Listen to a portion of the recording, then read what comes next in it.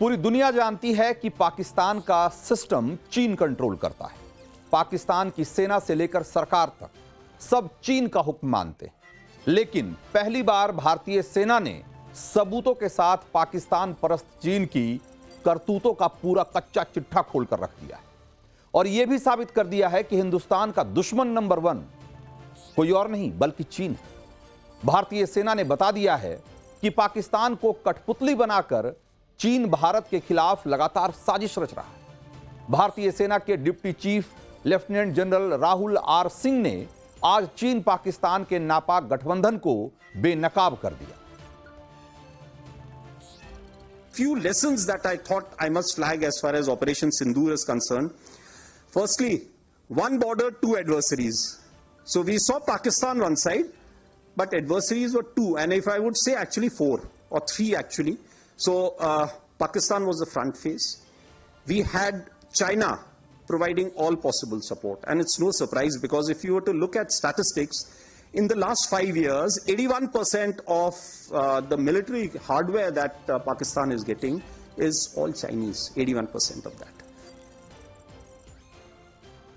तो चीन से पुराने और कबाड़ वाले हथियार पाकिस्तान औने पौने दामों पर खरीदता रहा है और पाकिस्तान ये सारे हथियार, चाहे वो PL-15 मिसाइल हो या ये J-10 फाइटर जेट, इन सब का इस्तेमाल हिंदुस्तान के खिलाफ उसने बार बार किया है। ऑपरेशन सिंदूर के दौरान हालांकि जिस तरीके से उसके सारे हथियार फिसड्डी साबित हुए, मार गिराए गए, खेतों में पड़े मिले, उससे जो चीनी मिसाइल है या जो चीनी साजो सामान है उसकी क्या औकात है यह भी दुनिया को पता चल गया। लेकिन इस बार भारतीय सेना के जो टॉप लेवल के से जो चीनी साजिश को लेकर जो चौंकाने वाला खुलासा हुआ है और उसके बाद हमारे सामने खुद अपनी सेना अपनी सैन्य क्षमता को अपग्रेड करने के अलावा कोई और ऑप्शन नहीं बचता है, ये बात क्यों कह रही है इसके बारे में हम आपको विस्तार से बताएंगे। लेकिन जरा पहले सुनिए कि राहुल आर सिंह ने इस बारे में क्या कहा। The next important lesson is the importance of C4ISR and civil military fusion. There is a lot to be done as far as this domain is concerned. When the DGMO level talks were going on, Pakistan actually was mentioning that we know that your such and such important sort of vector is primed and it is ready for action. I would request you to perhaps, pull it back. So he was getting live inputs as far as from China. So that is one place we really need to move fast and take appropriate action. तो operation सिंदूर के दौरान चीन पाकिस्तान को भारत की तैयारियों और अग्रिम मोर्चों पर हमारी तैनाती को लेकर लगातार लाइव इनपुट दे रहा था। इसका मतलब यह है कि ऑपरेशन सिंदूर के दौरान चीन की डिफेंस सैटेलाइट भारत पर लगातार नजर गड़ाए हुई थी और बीजिंग से सारा फीड रावलपिंडी ट्रांसफर हो रहा था और बहुत मुमकिन है कि बंकर में छुपा मुनीर यही लाइव इनपुट देख रहा हो और अपनी स्ट्रेटजी बना रहा हो। हालांकि इतना तगड़ा बैकअप और सैटेलाइट से जानकारी मिलने के बावजूद पाकिस्तान हारा, उसे करारी चोट लगी। इसलिए कहा यह जा रहा है कि ऑपरेशन सिंदूर से हारने वाला सिर्फ पाकिस्तान नहीं बल्कि चीन और उसका जो साथी तुर्की है वो भी है, क्योंकि चीन के साथ साथ तुर्की भी पाकिस्तान को पूरा सपोर्ट कर रहा था और अपने ड्रोन्स और उसके जो दूसरे साजो सामान थे उससे वो भारत के खिलाफ हमले की पूरी प्लानिंग में पाकिस्तान के साथ शामिल था। यहां तक कि तुर्की के ड्रोन ऑपरेटर भी पाकिस्तान में मौजूद थे। यह खुलासा भी डिप्टी चीफ ने किया है।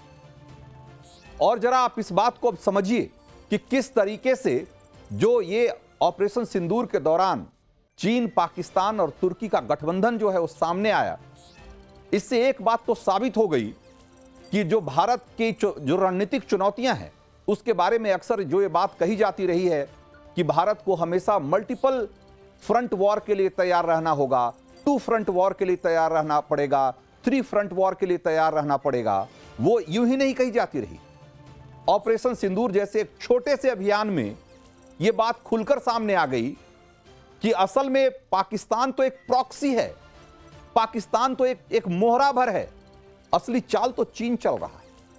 और भारत को इस बात का हमेशा ध्यान रखना पड़ेगा कि जब भी उससे पाकिस्तान को सबक सिखाना है तो इस बात का ध्यान उसे हमेशा रखना पड़ेगा कि पाकिस्तान के पीछे चीन खड़ा है और असल में उसको चीन को सबक सिखाना है, क्योंकि पाकिस्तान का जो पूरा साजो सामान है, पूरा हथियार है, उसका 80% तो चीन से आया हुआ है।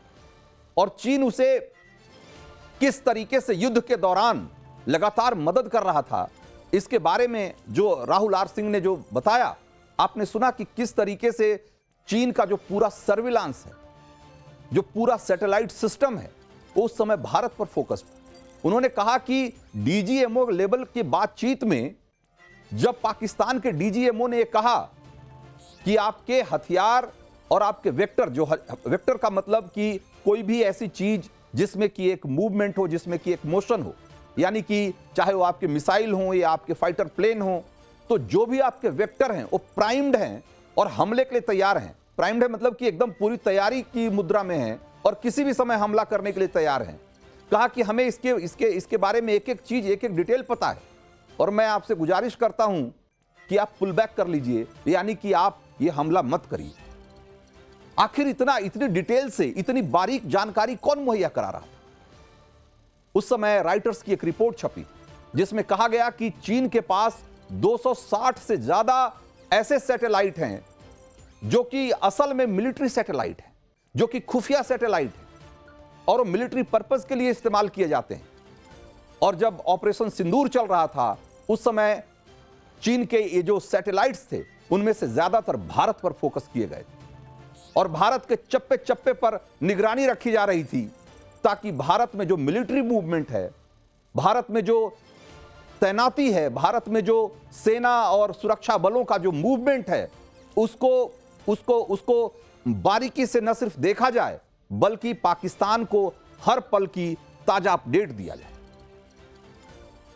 तो आप सोचिए कि पाकिस्तान के साथ चीन किस तरीके से एकजुट होकर के इस लड़ाई को लड़ रहा था। बावजूद इसके पाकिस्तान को जिस तरह की मार लगी है, जिस तरह की चपत लगी है, यह साबित करता है कि भले चीन, पाकिस्तान और तुर्की या इस तरह के सारे जो देश हैं वो एकजुट हो जाए, लेकिन भारत के दृढ़ संकल्प के सामने और भारत की सेना के पराक्रम के सामने वो टिक नहीं सकते। हाँ, उसके लिए कई और जरूरतें हैं, कई और तैयारियों में जो कमी है उसको पूरा करने की जरूरत है और उसकी तरफ भी मेजर जनरल ने आज इशारा किया। आने वाले समय में निश्चित रूप से भारत उस दिशा में काम करेगा।